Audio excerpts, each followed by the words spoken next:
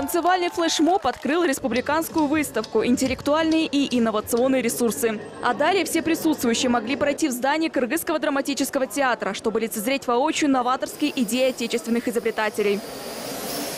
«Синее сердце» в руках будущего инженера приковывает взгляд. Оно, конечно, не настоящее, рассказывает Нурсултан Батырканов, но поможет будущим и действующим врачам в их нелегком труде.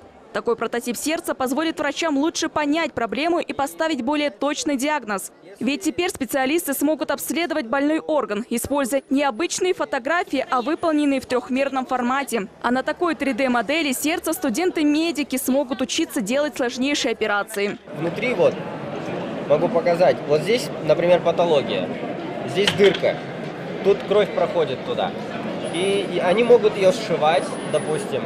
Могут отрезать и другую что-нибудь подложить и сшить. Такие операции помогут в развитии медицины.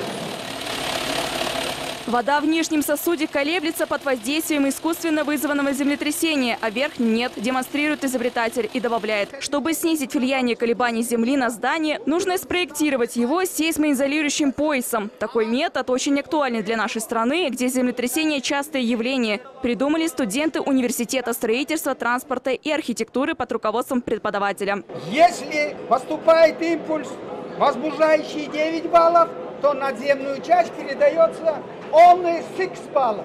То есть только 6 баллов, где-то в этих пределах.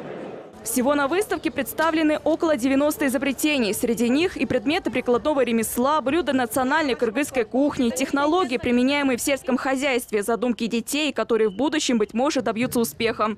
Участвуют граждане со всех областей республики. Главная цель мероприятия, отмечают организаторы, стать связующим элементом между изобретателями и бизнесменами, а также разъяснить новаторам о том, каким способом можно получить патент и не стать жертвой мошенников. Выставка продлится еще один день.